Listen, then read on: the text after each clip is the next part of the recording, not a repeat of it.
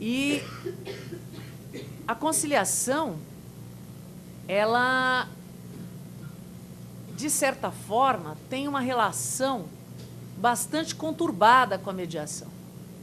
Mas por quê?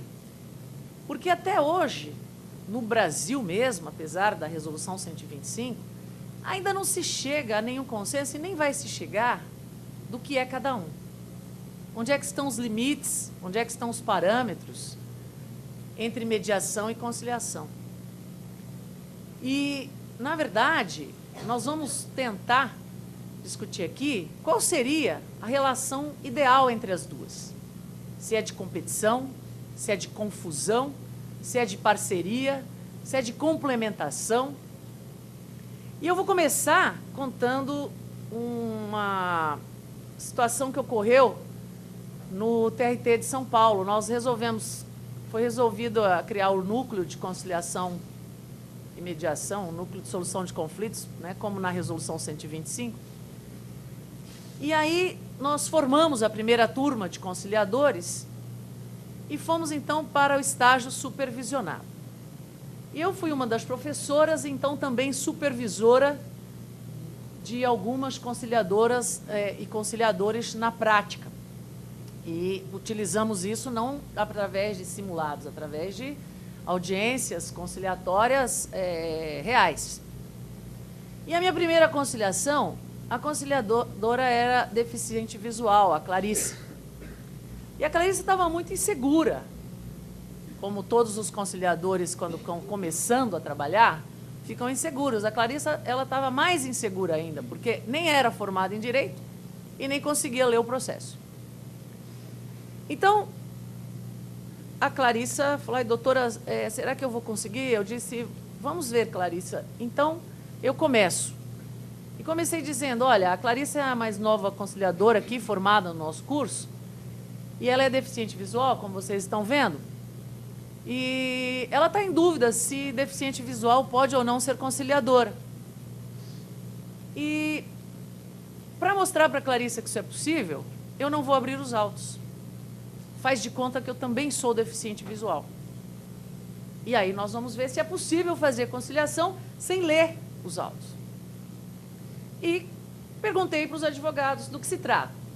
E os advogados, então, começaram a explicar o processo, claro, cada um querendo puxar a brasa para a sua sardinha, como é da própria cultura. E eu falei: olha, que tal tentarmos apenas narrar fatos sem valores?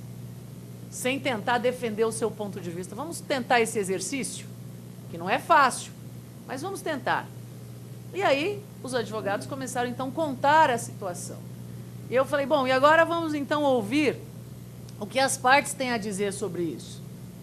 E as partes, então, deram as versões diferenciadas de cada situação, como eles estavam vendo, como era a situação pessoal de cada um. E começamos, então, a conciliação, aplicando algumas técnicas da mediação na conciliação. E qual é a técnica mais importante da mediação que pode se aplicar na conciliação? A sabedoria de ouvir. Esta pode ser aplicada em qualquer lugar, porque é a mais difícil, tanto para o conciliador como para as partes. Eu me lembro que quando estava no meu curso de conciliação no Canadá, saímos para tomar um vinho com a professora, e aí ela falou: vamos fazer um simulado aqui de conciliação? Eu falei: vamos, né? Então, Regina, você é uma parte, a outra colega que estava era a outra, e eu vou ser a conciliadora. Aí a outra colega começou a falar: olha, aconteceu isso, é um conflito. Ela criou um conflito.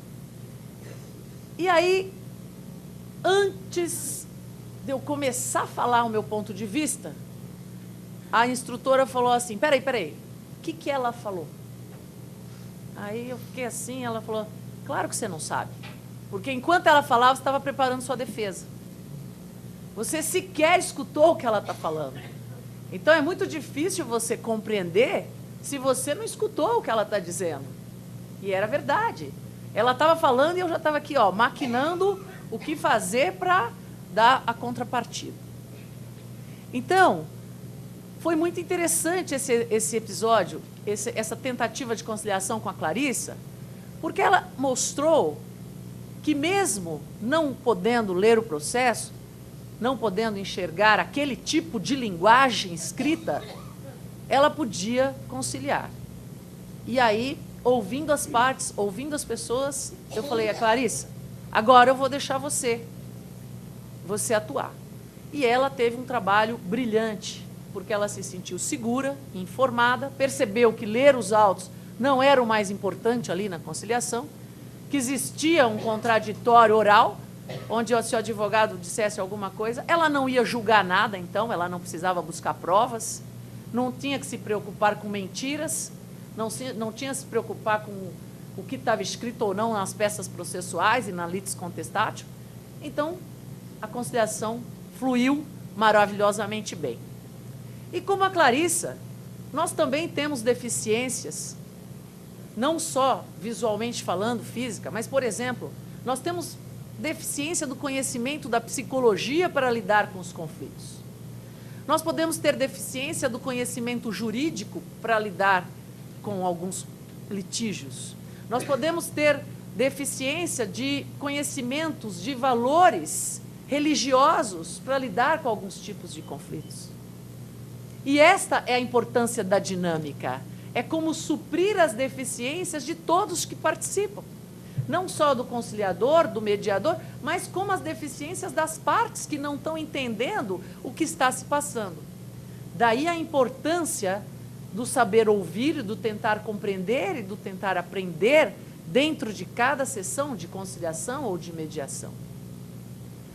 Por isso, dentro do meu esquema, eu gostaria de falar um pouquinho sobre o que foi a conciliação, principalmente na esfera trabalhista, onde eu atuo, o que ela está sendo hoje e o que ela pode vir a ser.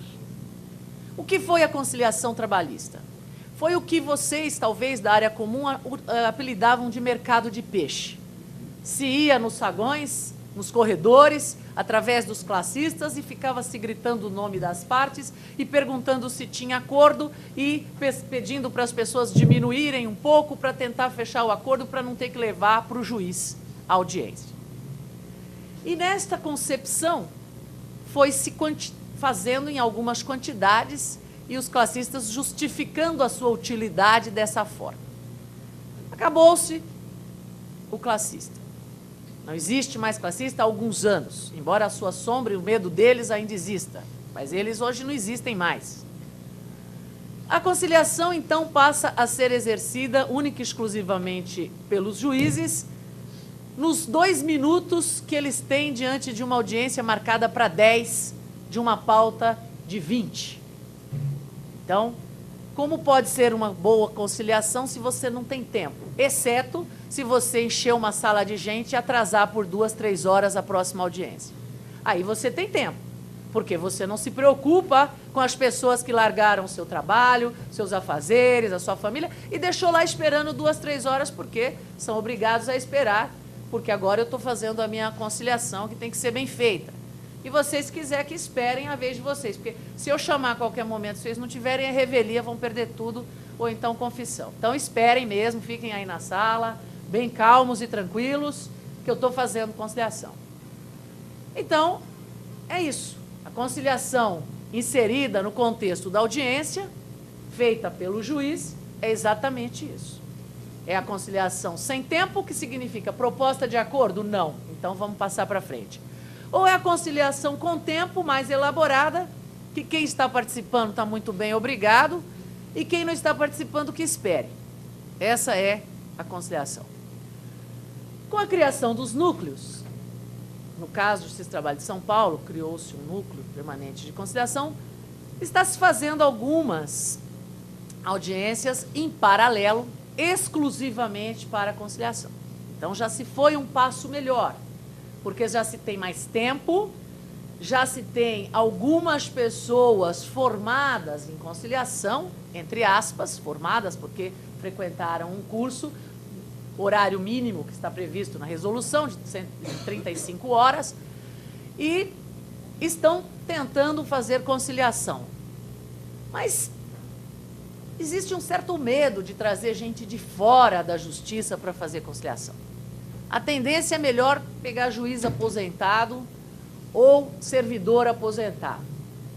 A juiz aposentado, ele não quer fazer formação de conciliação, porque ele já sabe.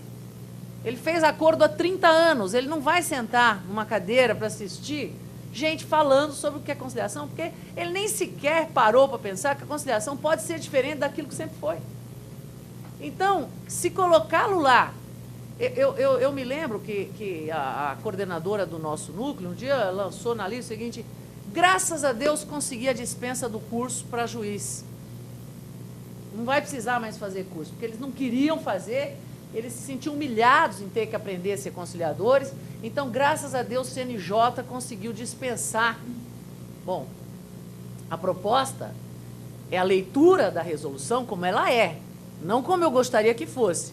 E dessa forma, eu estou lendo como eu gostaria que fosse. Eu gostaria que eu chamo de núcleo permanente de conciliação, mas eu continuo fazendo as coisas mais ou menos como sempre foram feitas.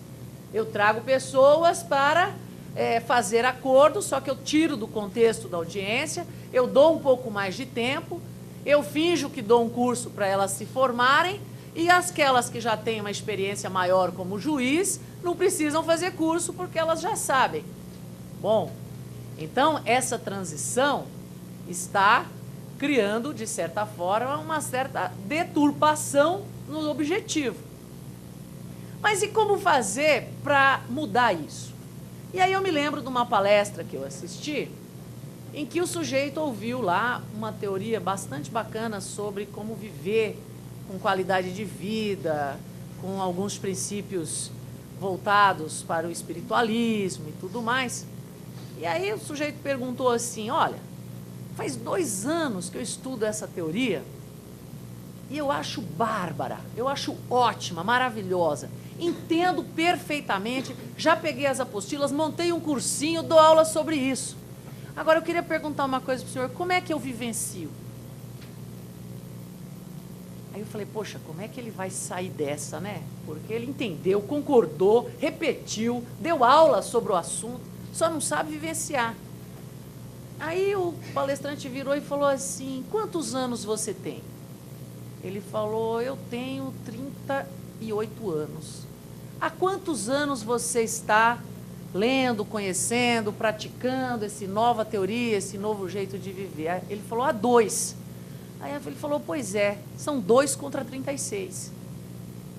Então é difícil você vivenciar o que você está aprendendo em 2 anos, depois de uma cultura, uma bagagem arraigada de 36 anos.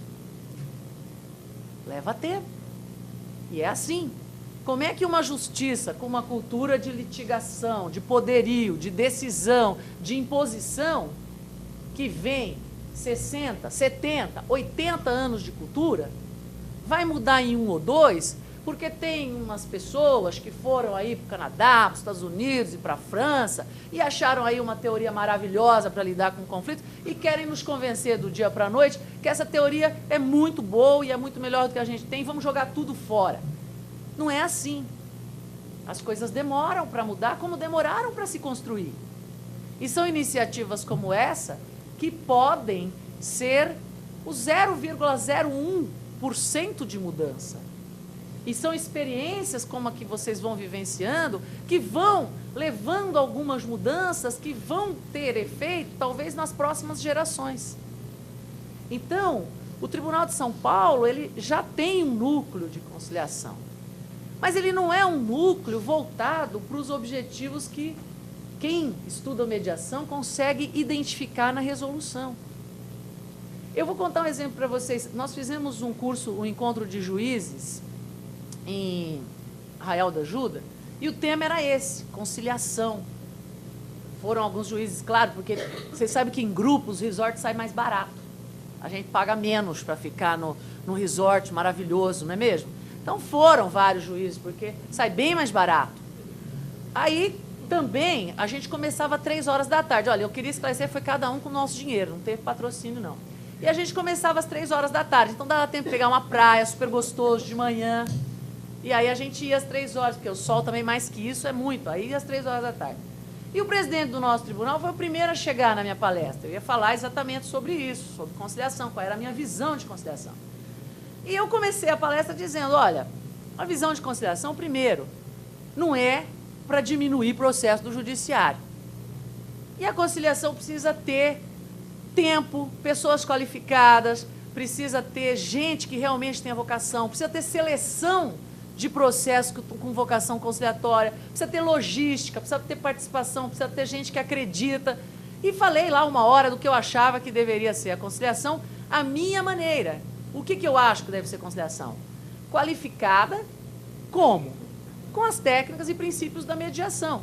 Por quê? Porque eu jamais vou chamar a conciliação de mediação, porque eu não quero brigar com as minhas amigas mediadoras. Porque elas têm um conceito mais puro de mediação e que, tão puro, que ela não caberia nem no judiciário. Mediação judiciária seria falácia, porque ela não caberia. Então, eu prefiro chamar de conciliação qualificada para que não haja confusão. Então, eu disse sobre tudo o que eu penso sobre o que seria uma conciliação boa, uma conciliação com qualidade. E o presidente, que foi o primeiro a chegar, sentou na primeira carteira, ouviu tudo atentamente, foi ótimo, extremamente educado. Quando eu terminei, ele falou assim: Regina, meus parabéns, mas eu não concordo com nada do que você disse. Aí eu falei: obrigado, presidente, primeiro pela presença, segundo pela honestidade.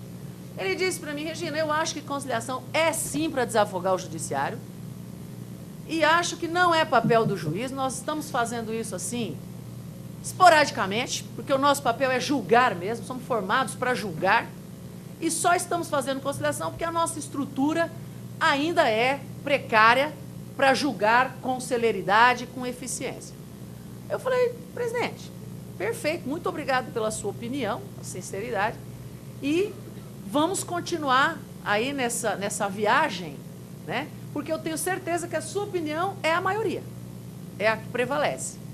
Mas, como dizia um professor meu, não é a maioria que evolui o mundo, é a minoria discordante que evolui, né? Vox populi, vox demonius. É. Eu continuo insistindo na minha minoria e tendo a esperança que outras pessoas comecem a pensar um pouco diferente. Enquanto isso, aproveitando espaços como esses, espaços como aulas na escola judicial e na escola de formação de novos juízes, introduzindo novos conceitos, novos questionamentos, para que venha a ter um efeito futuro de mudança. E como é que eu acho que a conciliação deve se relacionar com a mediação? Não é competindo, não é brigando. Isso aí não é mediação coisa nenhuma. Eu acho que é parceira. Por quê? Porque a conciliação é a porta que se abre para a mediação entrar. E que para depois ela realmente se exerça de uma forma pura como ela deve ser. A conciliação, ela é institucional. Instituto tem dinheiro, dinheiro tem poder. E poder move as pessoas. Através da conciliação, a mediação vai se afirmando, vai crescendo, vai mostrando o seu diferencial. Elas não têm que brigar. Elas têm que ser parceiras para crescerem juntas, porque uma pode ajudar a outra. A mediação, com seus princípios, com as suas técnicas, com a sua ciência, com a sua teoria, ajuda a conciliação a melhorar. Daí um artigo que eu escrevi logo na primeira semana de conciliação, que era Movimento pela Conciliação. Eu escrevi A Conciliação em Movimento. Por quê? Através desta nova visão de conciliação, nós podemos movimentá-la e torná-la mais próxima da mediação. Daí porque nós precisamos utilizar o que cada um tem. É a equipe japonesa, que eu sempre falo para meus filhos: sabe a diferença da equipe japonesa para a equipe americana? Não, mãe, ambas evoluem. A equipe americana evolui da seguinte forma: eu sou melhor que você, que é melhor que o outro, que é melhor que o outro, nós todos seremos bons. A equipe japonesa diz o seguinte: você é melhor em quê? E você em quê? E nós vamos juntar o que cada um tem de bom e vamos ser uma super equipe. Ambas evoluem. E assim a conciliação com a mediação. O que cada uma tem de bom pode ser somado para que elas comecem a aparecer, ainda que dentro de um contexto de litigação. Por quê? Porque o próprio contexto de litigação ajuda a mediação e a conciliação bem feita, qualificada, a se destacar. Então, é importante ter o contexto de litigação para a mediação crescer, porque sem precisar falar mal da litigação, ela mostra o seu diferencial. As próprias pessoas percebem o como é diferente se for bem feito. E quem deve ser conciliador? Juiz pode, não pode, psicólogo pode, não pode. Conciliador não importa, pode, desde que seja conciliador. Desde que tenha formação, prática, orientação para isso. Na minha visão, nem juiz deve ter reserva de mercado. Por quê? Porque tem conflito para todo mundo. Graças a Deus, conflito é que não falta. Não precisa brigar. Advogado também não precisa brigar, porque vai ter conflito para todo mundo. Assistente social, psicólogo, desde que tenha uma formação mínima para ser um conciliador, um mediador. E isso precisa ter regulamentação, para que não haja aquele tipo de profissional que fale assim, olha, eu estou meio desempregado e eu estou pensando em exercer alguma coisa aí, acho que eu vou ser conciliador e mediador, né? É mais ou menos o que eu senti com a nossa deficiente visual. Bom, a lei manda colocar uma cota de deficientes aqui nos cargos públicos, não tenho muito o que fazer com ela, vou colocar ela lá no núcleo de conciliação para ver o que acontece. Está lá, ela não vê computador, vamos colocar lá no conciliação. Ótimo, que bom. Vamos usar essa deficiente visual para mostrar para nós que nós podemos superar as nossas cegueiras de uma outra forma, com outros atributos, com outros conhecimentos. E daí eu digo para os juízes, eles não gostam muito de ouvir, mas eu digo o seguinte, que para ser juiz no Brasil, diferente dos Estados Unidos, que você precisa ter popularidade para ser eleito, você precisa estudar, ter capacidade intelectual para assimilar as matérias e responder as perguntas. Para ser um bom conciliador, eu tenho um artigo também publicado na Revista do Tribunal chamado Grande Conciliador, você precisa mais do que estudar. Você precisa ter a chamada inteligência emocional, que é perceber as pessoas, escutar, sentir a linguagem corporal, e você precisa saber adequar a sua fala no momento certo, visando os resultados, se adaptar. E mais do que isso, eu digo, você precisa algo mais que não se adquire nos cursos e nem nos livros, você precisa a inteligência espiritual, que é a sensibilidade, a intuição que você deve utilizar para sentir quando você deve interferir, mover, compreender, calar a boca das partes que você já não está conseguindo lidar com a explosão emocional. E essa inteligência espiritual você precisa para agir bem como conciliador e como mediador. Acho que já esgotei meu tempo. Muito obrigada pela atenção.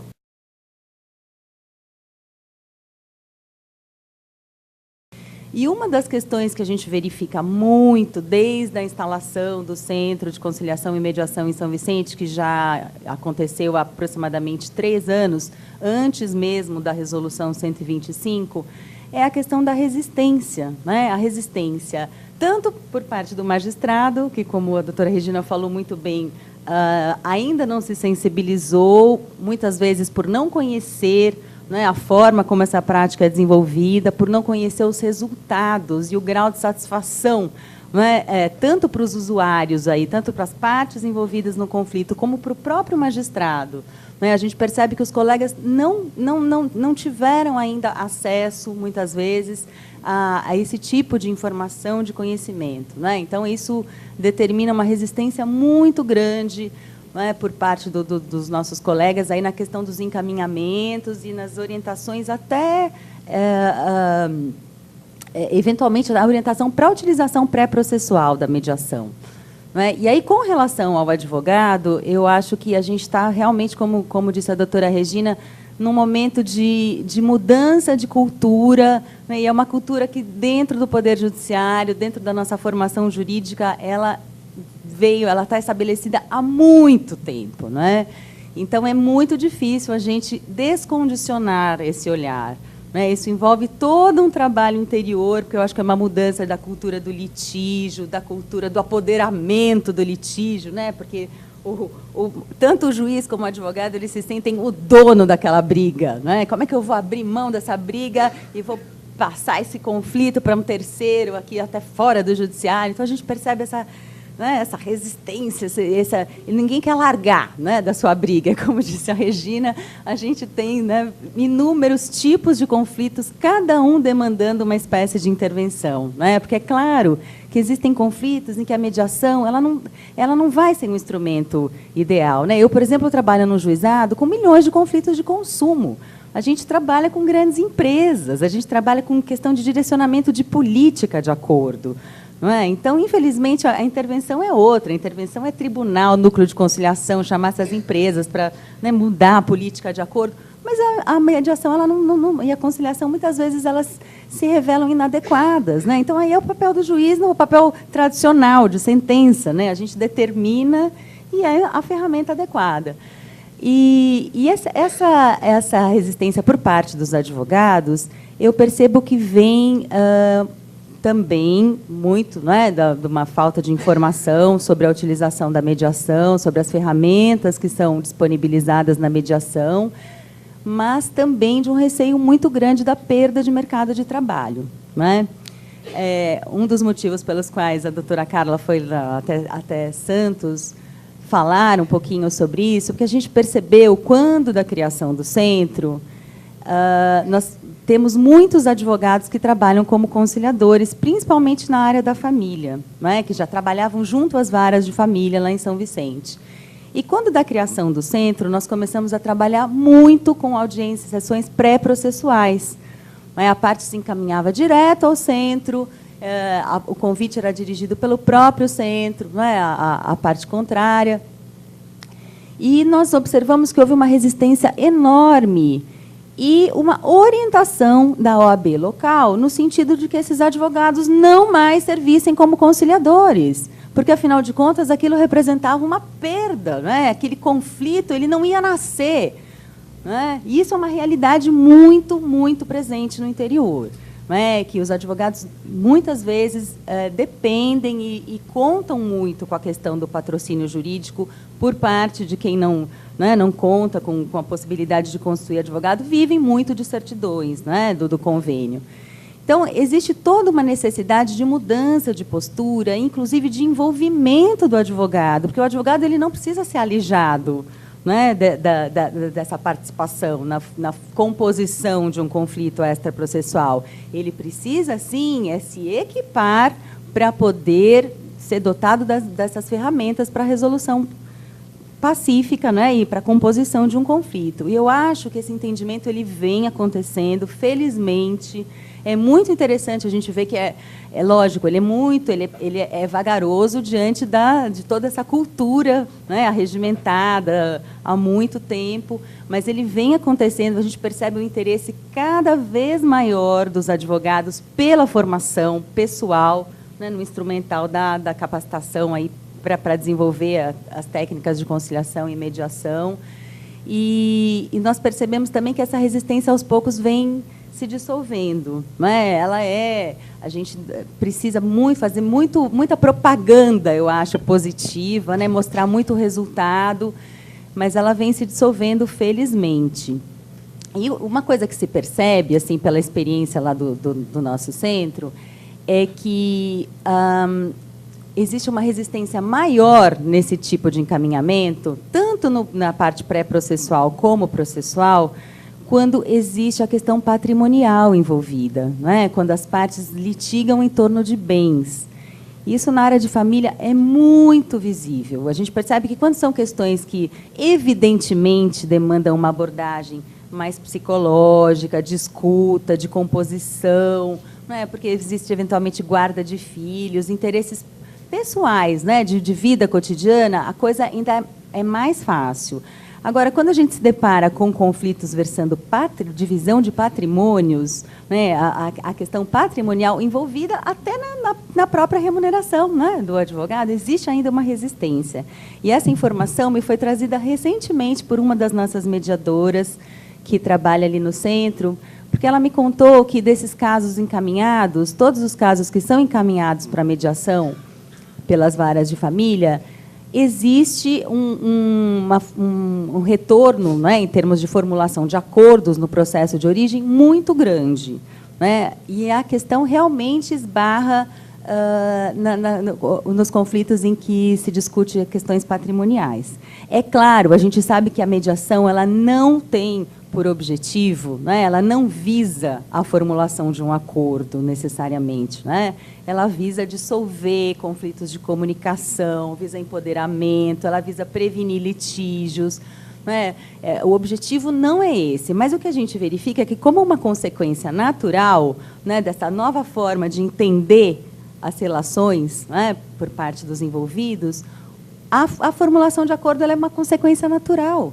Né? As pessoas não querem continuar brigando, né? Não querem continuar defendendo a ferro e força seu ponto de vista, não querem, elas começam a escutar o outro, elas começam a entender que existe uma possibilidade, né, de ceder, de compor, de ser criativo. Eu acho que a criatividade é uma palavra-chave dentro dessa cultura, não é? Porque a gente se despe de uma carapaça aí muito rígida em termos de soluções, não é? A gente e começa a entender todos os caminhos que são possíveis, né?